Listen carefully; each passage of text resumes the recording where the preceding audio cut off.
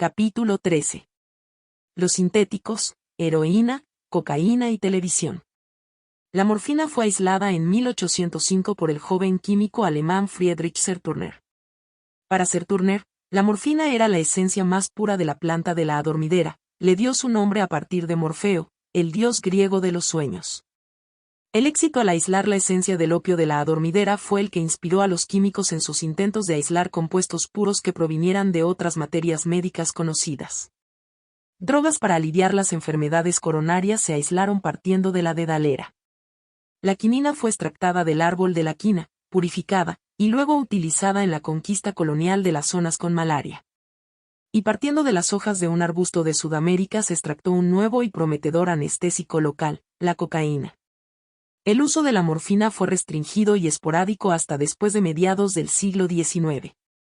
En un principio, su principal uso no médico fue el suicidio, pero esta fase fue muy breve y pronto la morfina se estableció como una nueva y distinta clase de droga. En 1853, Alexander Wood inventó la jeringuilla hipodérmica. Antes de su invención se habían utilizado los tallos vacíos de la planta de la lila para introducir drogas en el cuerpo. La jeringuilla llegó justo a tiempo para utilizarse a la hora de inyectar morfina a los soldados heridos en la Guerra Civil Americana y la Guerra Franco-Prusiana. Ello estableció una pauta que volveremos a encontrar en la historia de los opiáceos, la pauta de la guerra como vector de la adicción. Hacia 1890, el uso de la morfina en el campo de batalla dio como resultado una significativa población adicta tanto en Europa como en los Estados Unidos. Volvieron a casa tantos soldados veteranos de la guerra civil adictos a la morfina inyectable que la prensa amarilla se refirió a la adicción a la morfina como la enfermedad de los soldados. Narcóticos duros. El alcohol destilado y el azúcar blanco habían precedido a la morfina como ejemplos de componentes adictivos de elevada pureza, pero la morfina conformó la pauta para las modernas drogas duras, cuyo significado es el de narcóticos inyectables fuertemente adictivos. Al principio dichas drogas derivaban de los opiáceos, pero muy pronto se unió a la lista la cocaína. Una vez se introdujo la heroína, inventada como cura para la adicción a la morfina, rápidamente sustituyó a la morfina como opiáceo sintético preferido de los adictos. La heroína ha conservado esta posición a lo largo del siglo XX. La heroína también reemplazó rápidamente al resto de drogas en la fantasía pública concerniente al componente demoníaco de la adicción a la droga. Incluso hoy, mientras las estadísticas nos muestran que el alcohol mata 10 veces más que la heroína, la adicción a la heroína sigue contemplándose como la es de la depravación drogadicta. Existen dos razones para ello. Una es el poder real adictivo de la heroína.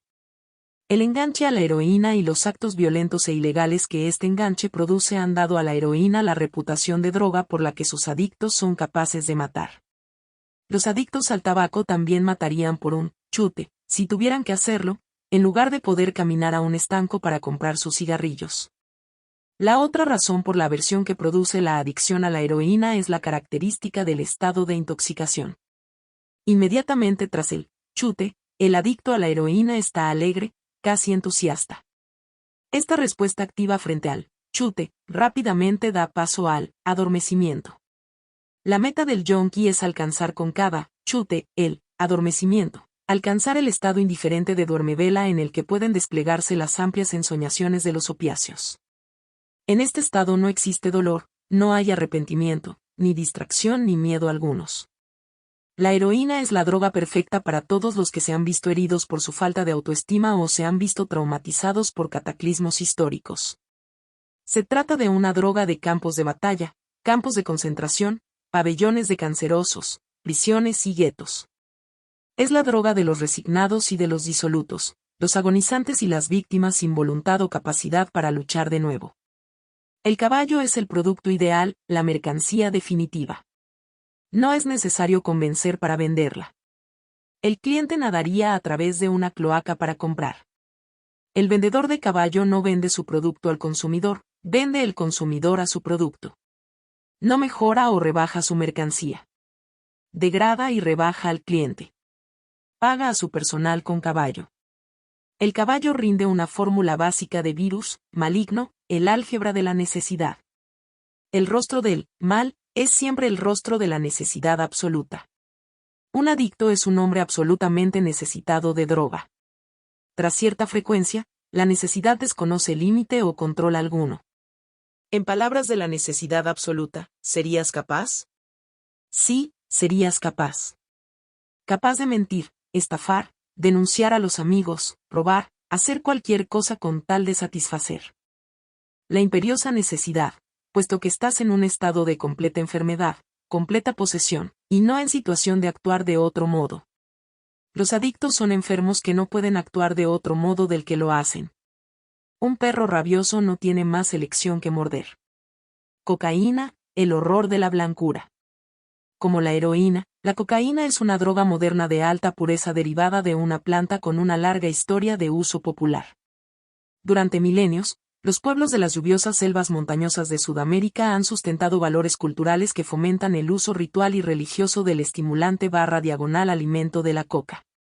Los lugareños de las zonas en que la coca se ha cultivado y consumido tradicionalmente le dirán rápidamente a uno: la coca no es una droga, es comida.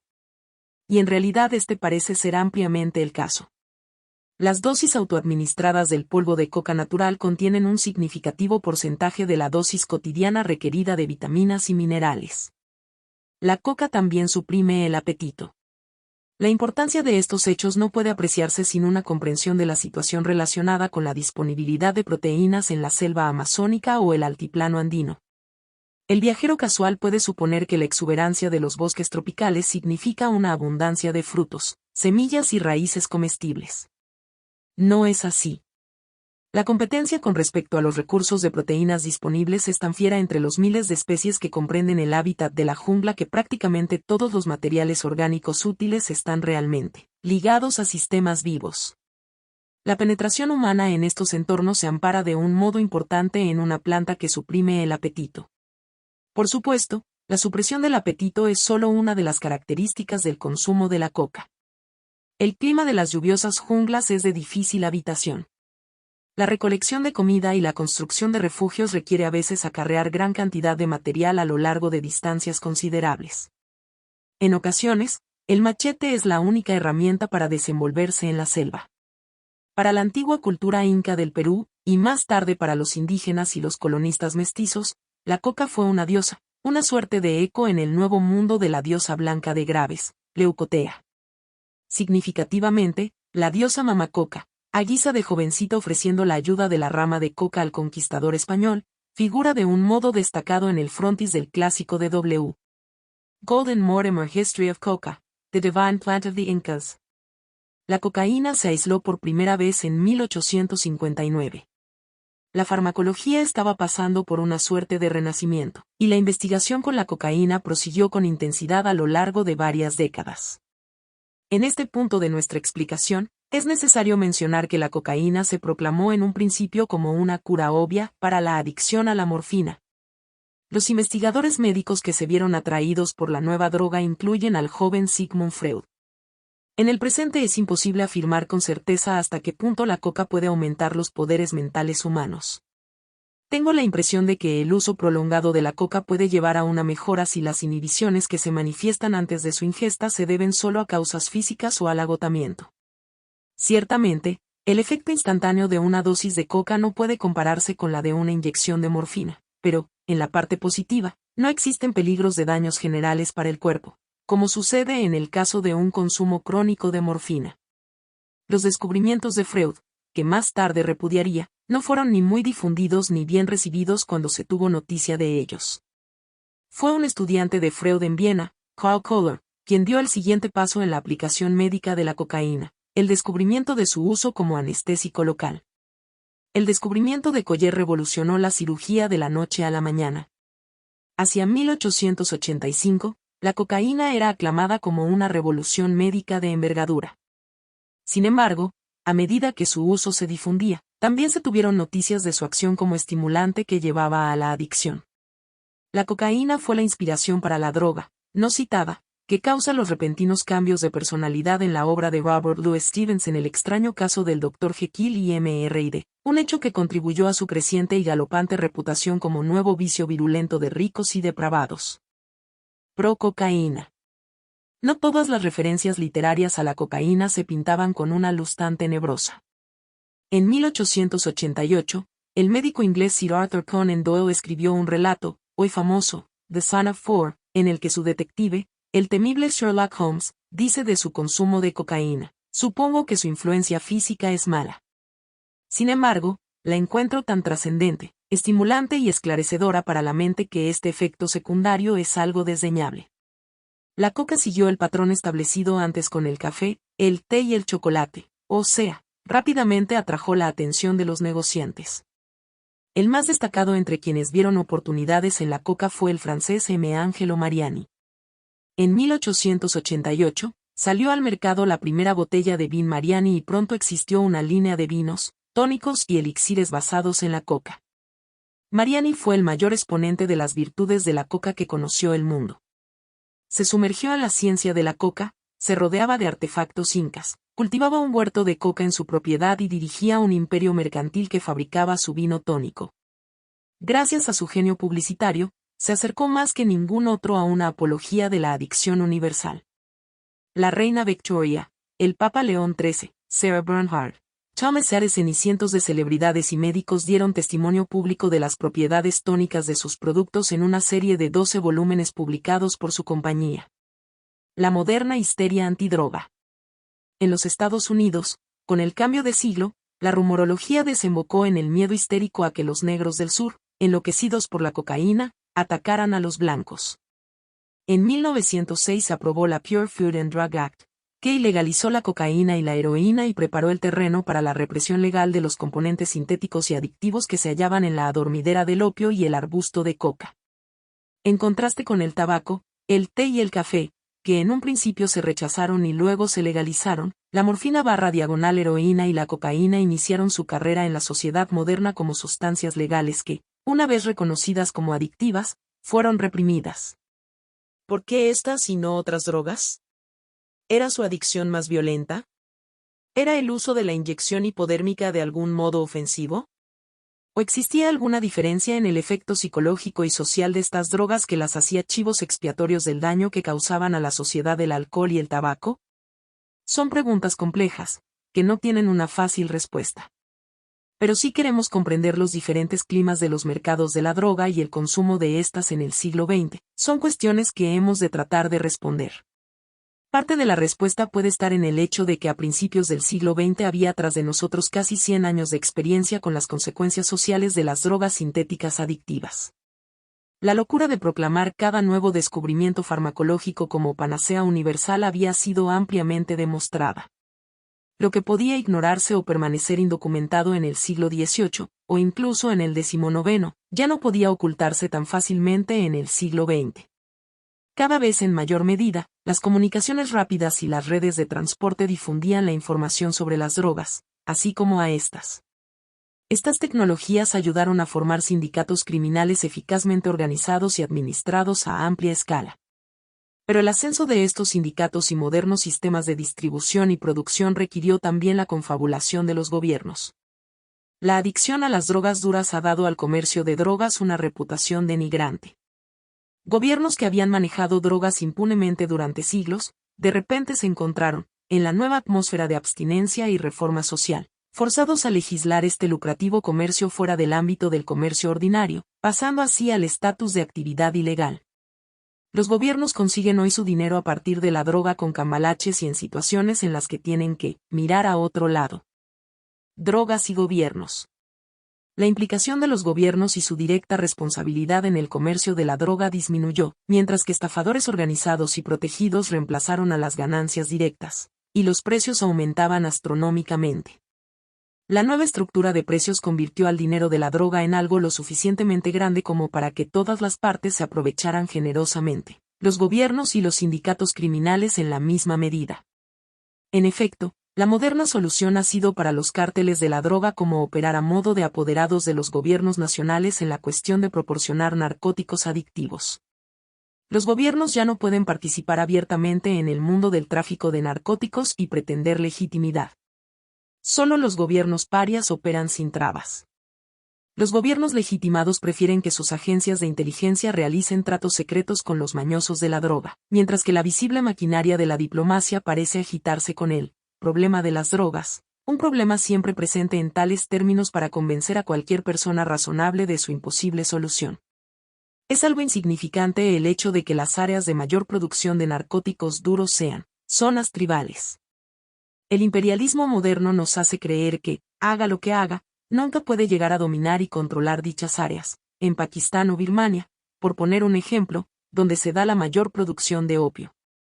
En consecuencia, líderes tribales sin rostro, siempre cambiantes y con nombres impronunciables, tienen la responsabilidad absoluta sobre el tema. Desde 1914 hasta la Segunda Guerra Mundial, la distribución de drogas estaba en su mayor parte en las mismas manos de los gángsters que dirigían otras operaciones ilícitas que caracterizaban a la subcultura gangsteril, la prostitución, la usura y otra suerte de estafas. La prohibición del alcohol en los Estados Unidos creó un apetecible y amplio mercado para la droga dura, y dio oportunidades para el enriquecimiento fácil con el alcohol manufacturado ilegalmente y su venta libre de impuestos. La manipulación a cargo del gobierno de los mercados de la droga se produce en todas partes. Durante la Segunda Guerra Mundial, los ocupantes japoneses de Manchuria copiaron una página del libro de la opresión colonial británica de un siglo antes, y produjeron grandes cantidades de opio y heroína para distribuirla en el interior de China. Ello se hizo no pensando en el provecho, como en el caso británico, sino con el intento de crear los suficientes adictos como para romper de un modo eficaz la voluntad del pueblo chino y su resistencia a la ocupación. Más tarde, en la década de los años 60, la Agencia Central de Inteligencia, CIA, utilizó la misma técnica para sofocar la disidencia política en los guetos negros americanos bajo una avalancha de heroína blanca china de extraordinaria pureza. Las drogas y los servicios internacionales de inteligencia.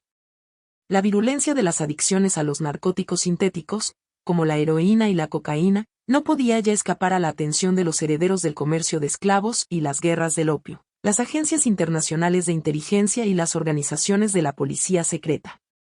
Estos grupos en la sombra tienen una necesidad insaciable de dinero negro para financiar ejércitos privados, células terroristas, golpes de Estado y grupos de oposición, que son sus productos comerciales.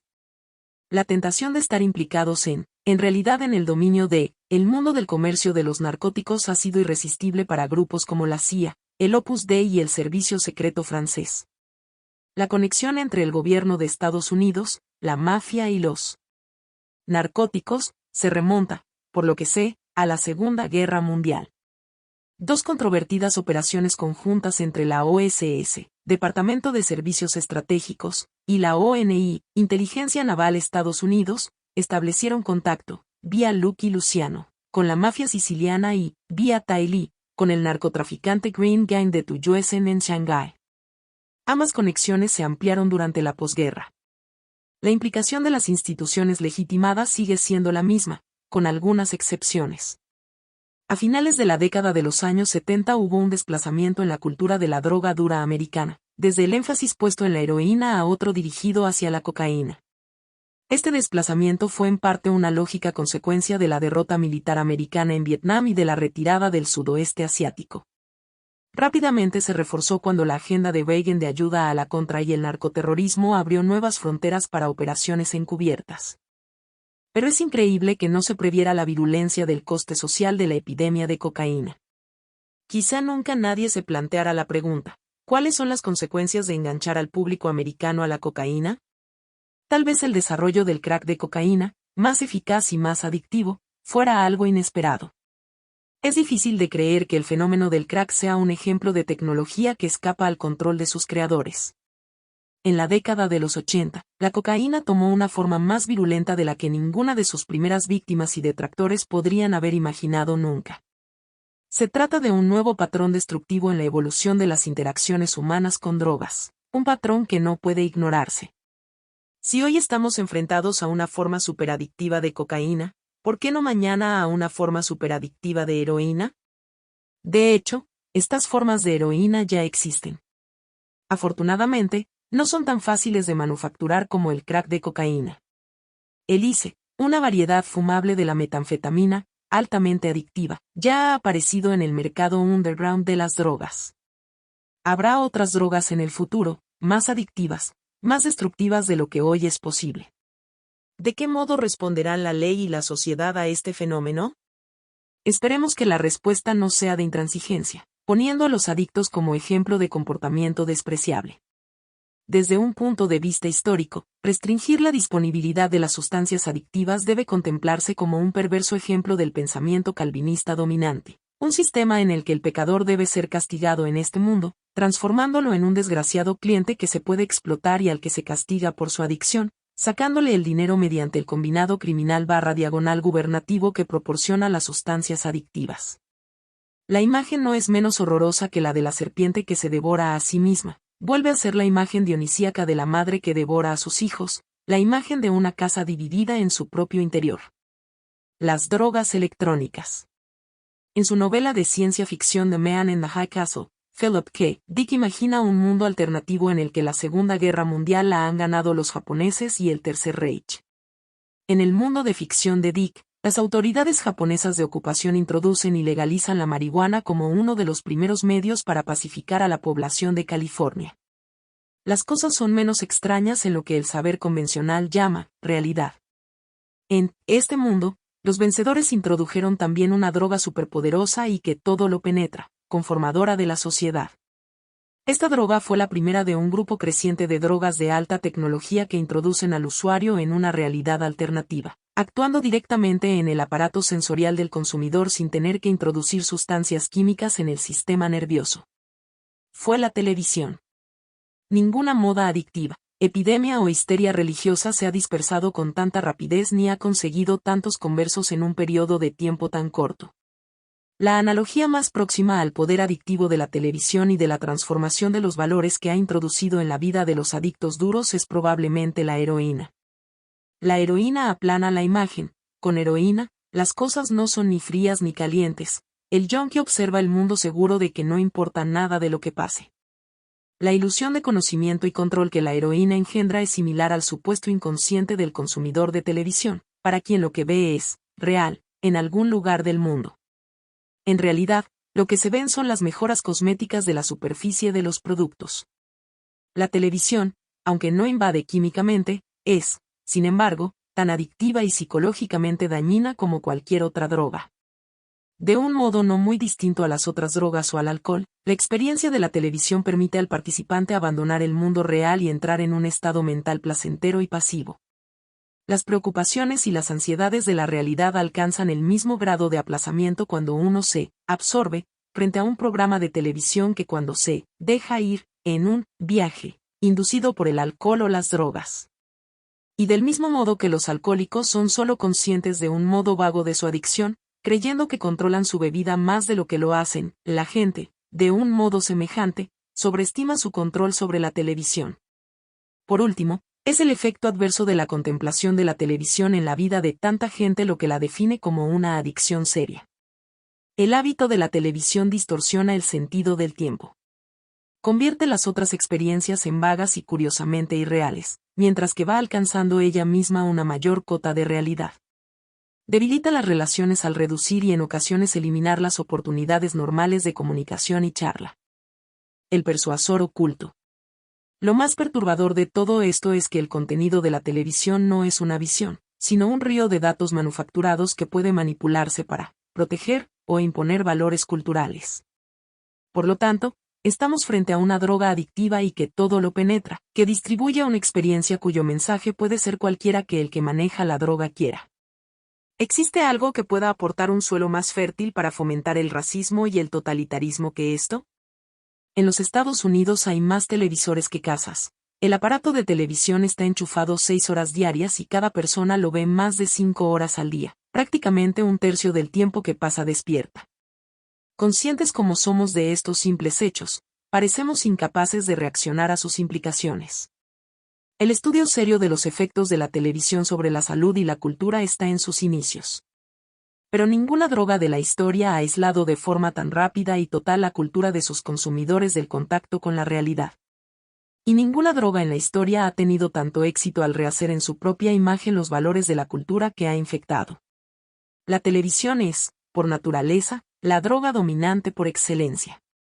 El control, La uniformidad y la reiteración de los contenidos la convierten inevitablemente en una herramienta para la coerción, el lavado de cerebro y la manipulación. La televisión provoca un estado de trance en quien la mira, algo que constituye la condición previa necesaria para el lavado de cerebro. Como sucede con las otras drogas y tecnologías, la característica básica de la televisión no puede variar. La televisión no puede influir más que la tecnología que produce rifles automáticos. La televisión llegó precisamente en el momento justo, desde el punto de vista de la élite dominante.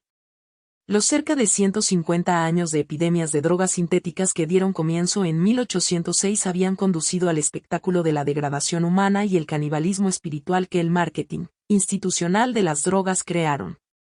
Del mismo modo en que la esclavitud, finalmente, cuando ya no convenía, se tornó odiosa a los ojos de las instituciones que la habían creado, el abuso de drogas desencadenó una reacción contra esta forma particular de capitalismo pirata. Las drogas duras se ilegalizaron. Por supuesto, entonces florecieron los mercados clandestinos. Pero las drogas, como instrumentos estatales de la política nacional, han sido desacreditadas.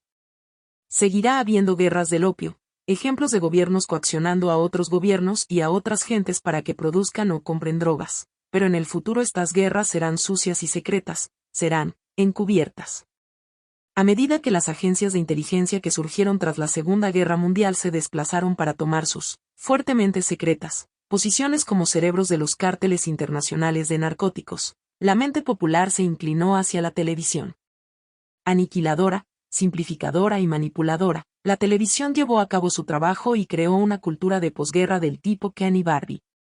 Los hijos de Ken y Barbie, en poco tiempo, abandonaron la intoxicación televisiva a mediados de la década de los años 60 mediante el uso de alucinógenos. Vaya, respondieron los dominadores, y rápidamente ilegalizaron los psicodélicos y frenaron cualquier investigación asociada con ellos. Se recetó una doble dosis de terapia televisiva y cocaína a los hippies vagabundos, y pronto se curaron y se convirtieron en yuppies orientados hacia el consumo. Únicamente unos pocos recalcitrantes escaparon a esta nivelación de valores. Casi todo el mundo aprendió a amar al Gran Hermano. Y esos pocos que no lo hicieron siguen presionados por la cultura dominante cada vez que araña compulsivamente en el polvo de su confusión sobre lo que pasó en los años 60.